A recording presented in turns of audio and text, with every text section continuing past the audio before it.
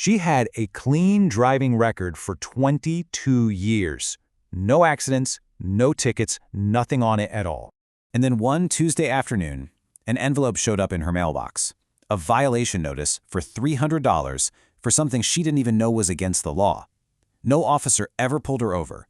There were no flashing lights in her mirror, no conversation on the shoulder of the road, no chance to explain herself. Just a photograph of her license plate, a date, a time, a dollar amount, and a deadline to pay. She never saw it coming. Section 1. The deadly status quo. Now here's the part that should absolutely stop you cold. If you drive on I-95, or if you're planning to drive on it at any point in the next few weeks, there is a very good chance that the exact same kind of notice is already working its way toward your mailbox right now. Not for reckless driving, not for anything you'd think of as dangerous. It's for something you are almost certainly doing every single time you merge onto that highway, and that you have absolutely no idea is now being recorded, flagged, and turned into a fine before you even reach your exit. Because the way I-95 is being watched, it's quietly changed. And almost nobody driving on it today understands what changed, or how it works, or frankly what it's going to cost them. So, here's what we're going to do in the next few minutes. I'm going to walk you through exactly what's being switched on along this corridor, how the new automated systems actually decide who gets a ticket, the specific dollar amounts attached to each one, and, most importantly, the single rule that has already generated more violations than any other in the test zones. Why? Because it catches the careful drivers, the slow drivers, the people who would swear on their life they were doing nothing wrong. By the time we're done here, you're going to know precisely what to check before you get behind the wheel again, and you'll understand why the way you've been driving for the last 20 years might not survive the next 12 months. Stick with me because the most misunderstood rule on this list is the one I've saved for the part where it matters most. Let me give you the big picture first, because the why behind all this explains everything that follows. You see, I-95 is not just another highway. It runs nearly 2,000 miles, all the way from the Canadian border in Maine down to Miami, threading through 15 states and the District of Columbia. On its busiest stretches, we're talking Boston, New York, Philly, Baltimore, D.C., Miami, it can move hundreds of thousands of vehicles in a single day. By almost any measure, it's the most important road in the country, but for years, it's also been one of the deadliest.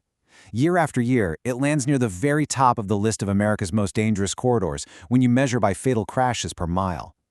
Over a recent 5-year window, this one road and its connectors saw tens of thousands of injury crashes and well over 1,000 deaths. And look, those aren't just statistics. Those are families. Those are people who got on the highway one ordinary morning and literally never made it home. Which brings us to Section 2, the end of human enforcement.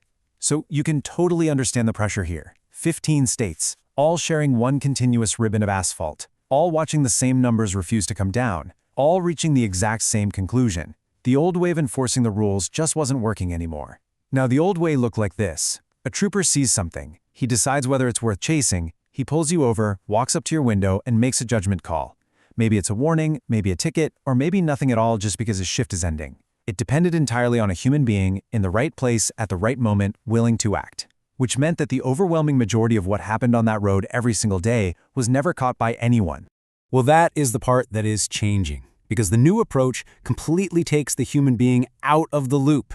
What's being installed and switched on along this corridor is infrastructure that never blinks. We're talking cameras and sensors on overhead gantries that can read thousands of plates an hour and check each one against state databases in real time. Radar arrays that clock your speed from above without a single officer anywhere near the road.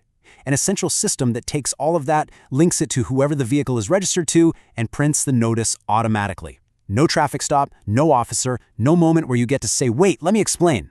The fine is generated, addressed, and on its way before you've even crossed the next mile marker. And once you understand that the machine doesn't get tired, doesn't have a good day or a bad day, and doesn't ever decide to just let one slide, you start to realize just how completely the rules of this road have shifted under your feet. Section 3. The new automated rules. Let me take you through this one piece at a time, and I want you to notice how each one tightens the net a little more than the last. It starts with speed, because, well, that's the one everyone expects. For years, the speed cameras on this corridor mostly lived in work zones, and they were only switched on when crews were actually out there. Yeah, that's no longer the case. Active speed enforcement is being permanently mounted and turned on across dozens of additional locations, including long stretches with absolutely no construction at all, placed there for one reason only, because the crash data on those segments was ugly enough to justify it. But here's the thing. The cameras aren't the real story. the threshold is. Because for as long as most of us have been driving, there's been this unwritten cushion. You could ride a few miles over the limit, everyone knew it, and that cushion felt like a law of nature. You'd have around an 11-mile-an-hour grace period before anyone bothered with you. Well, that cushion is being quietly squeezed out. Where the old practice gave you that breathing room, that number is reportedly being cut to around just 6 over in standard zones. And it goes as low as 3 miles per hour over the limit in the high-density areas around major city interchanges. 3. I mean, that is literally the difference between glancing at your speedometer and not glancing at it. And the fines climb fast. A first offense starts around $75 in a standard zone, more in the dense ones, and escalates into the hundreds for anyone who collects a few within the same year. And the door is definitely left open for points on your license, depending on the state. Now here is where most people relax. They hear speed cameras, they think, okay, I'll just slow down, and they feel safe. And that is exactly the mistake, because slowing down is what triggers the rule almost nobody is talking about. There's a second system being switched on, and it does the exact opposite of what you'd expect. It's watching for drivers going too slow. Just think about that for a second, because it breaks your whole mental model of what a traffic camera is for. Every major highway has a posted minimum speed as well as a maximum.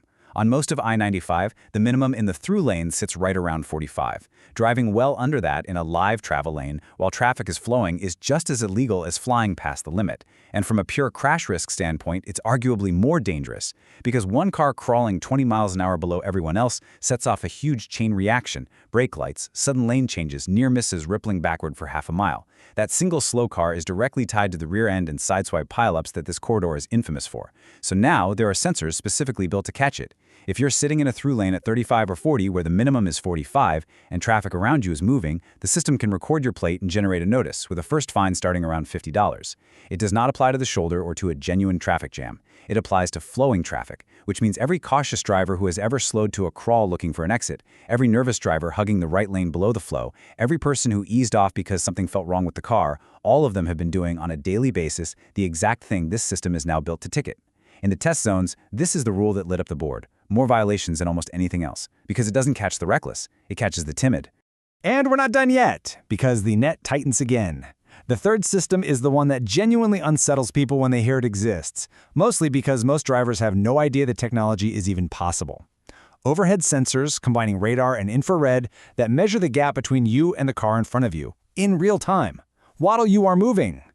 In the high-density corridors around major cities, riding closer than about a 2-second gap behind the vehicle ahead is now a recordable violation. The system measures your speed, measures the distance bumper to bumper, does the math, and if that gap drops below 2 seconds and stays there for more than a few seconds straight, it flags your plate. $100 for the first one, double for a second within the year. And here is what makes this one so dangerous to your wallet. Almost nobody actually drives with a 2-second gap. On a packed interstate, traffic culture has totally normalized following distances of half a second or less. People genuinely believe they're driving safely. They've driven that way for decades, and every single one of them in those zones is now generating a violation they will never see being counted. Then there are the cameras pointed not at your bumper, but at you. Distracted driving detection is being deployed at interchange and ramp locations along the corridor, using image recognition to spot a phone in your hand. This one is real, and it is spreading. The pilots are catching device use in a startling share of drivers during rush hour, sometimes more than 1 in 10 cars. When the system flags a phone held up in a way that looks like active use, a human being does review the image before any notice goes out, so it's not just a machine guessing. But once it's confirmed, the fine in most corridor states starts around $150, and in states that have stacked on enhanced penalties, like New York and New Jersey, a first offense can run several $100s plus surcharges. And honestly, it keeps going. Occupancy sensors and plate readers tightening enforcement on the carpool lanes, flagging single drivers cruising in restricted HOV lanes during peak hours, with fines that swing wildly by state. $65 in one, $150 in another, all of it stacking on top of whatever points come with it. There are even weighing motion sensors built into the pavement, weighing commercial trucks at full highway speed without making them pull off, flagging the overweight ones for the next checkpoint. Fines there start in the hundreds and climb into the thousands. Piece by piece, the entire corridor is becoming a continuous, automated, always-on enforcement zone where almost every category of driving behavior has a sensor assigned to it. But I told you at the start that there was one rule I was saving. The one that doesn't care how fast you go, or how slow, or how close you follow, or whether your phone is in your pocket. The one that catches the safest driver on the road just as easily as the worst. And this is it. Section 4, the ultimate paperwork trap. Because every one of those gantries, every plate reader, every camera station, they are not only measuring how you drive. Every single time your plate is read, the system is reaching into a database and asking a completely different set of questions entirely. Is this registration current? Are there outstanding violations attached to it? In the states that verified electronically, is the insurance active? I really want you to stop and sit with what that means, because it reframes everything I've just told you. All of those other systems, they were about behavior. You could, in theory, drive perfectly and beat every one of them. But this one isn't about behavior at all. This one is about paperwork. And in several states along this corridor, New York, New Jersey, Maryland, Virginia among them, a vehicle whose registration has been expired for more than 30 days, simply detected moving on the interstate, can now trigger an automated notice all by itself, starting around $100 plus a processing fee right on top of anything a local authority might already be coming for. And here is why that one rule is going to do more damage than any camera, because an enormous number of people are driving right now on a registration that quietly lapsed a year or two ago. You know how it is. Life got busy, the renewal notice got buried, money was tight that month, and they kept driving locally and nothing happened because local enforcement is kind of a coin flip, and the odds felt fine. On this corridor, that coin flip is over. The plate gets read, the database gets checked, the notice gets printed. You don't get pulled over, you don't get a warning. You find out when the mail comes. The careful, law-abiding driver who simply forgot a piece of paperwork is suddenly just as exposed as anyone, and most of them have absolutely no idea. Let's move to Section 5, your immediate action plan. So let me do the part I actually care about most, which is telling you exactly what to do, today, before you get back on that road. Because I never want to hand you something this alarming without also handing you something you can act on. First, start with the paperwork because it's the one that catches the innocent. If your car is anywhere near you, go look at your registration, the actual physical card. When does it expire? If it lapsed in the last month or it's about to, treat renewing it as the single most important thing on your list this week. In most corridor states, you can do it online from your couch in under 10 minutes, and it'll cost you a fraction of what the automated notice would. Do not wait for the mail to remind you. The mail, in this case, is the exact thing you are trying to beat. Next, be honest with yourself about your habits, because the machine is going to be. If you're someone who rides 7 or 8, 9 miles over without thinking about it, that worked because a human being had to choose to catch you, and usually didn't. The system makes no choices. It doesn't get distracted, it doesn't run out of time, it doesn't feel generous at the end of a long shift, it records, and it bills. The only way around it is to actually change the habit, not to hope you slip through. Then check that your insurance is showing as active in your state system, not just that you're paying for it, but that the state's database knows it. There can be a lag, especially right after a renewal or a change, and if that record is stale when your plate gets read, you can get flagged even though you are fully, legitimately covered. One call or one login confirms it. Just make it. Rebuild your following distance before you trust it, because 2 seconds feels like an eternity and is absolutely not. At highway speed, a true 2-second gap puts you the better part of a football field behind the car in front, far more space than almost anyone actually leaves. If you've spent years tucked in tight with the flow of traffic and called it normal, that normal is now a line item on a notice. Open the gap. It's the one change here that protects your wallet and your life at the same time. And lastly, if you run a transponder for the tolls, log in and make sure the account is funded and current, because as these systems wire into the existing toll infrastructure, an account in the red can throw its own flags as you pass through the gantries. It takes 2 minutes. Do it tonight. Now let me pull back for a second, because the dollar amounts and the specific rules matter, but they aren't the real story. The real story is what this corridor is. I-95 is not the destination here, it is the prototype. The whole point of building an enforcement model this comprehensive on one road is to prove it can be done, and then take it everywhere. The exact same technology being switched on here is already being eyed for the other great interstates, I-10, I-80, I-75, I-40, the arteries that hold the country together. What feels strange and unfamiliar and a little dystopian about driving I-95 right now is, within a decade, simply going to be what driving feels like everywhere. Which means the era is ending. The 30-year era where the rules existed on paper but were only ever loosely, randomly, humanly enforced, where the cushion was real because a person had to catch you and usually couldn't.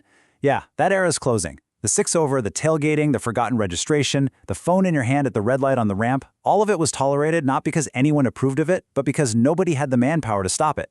While the manpower problem just got solved by machines that don't have shifts. And the drivers who understand that now and adjust are simply going to be the ones who are not quietly funding 15 state transportation budgets out of their own pockets over the next year. And our final section today, a final scam warning.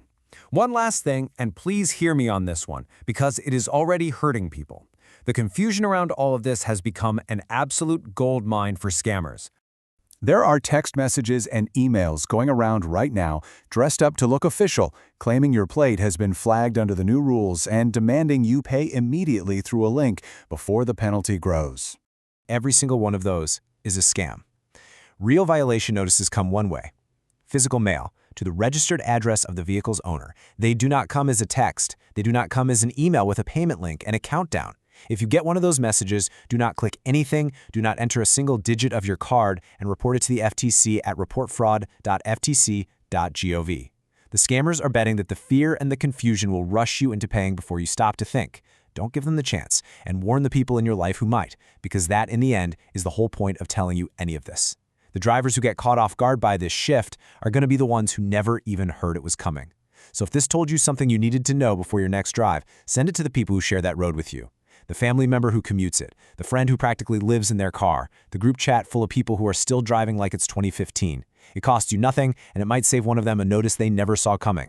Know the rules, open the gap, check the paperwork, and drive like the road is watching, because now it actually is.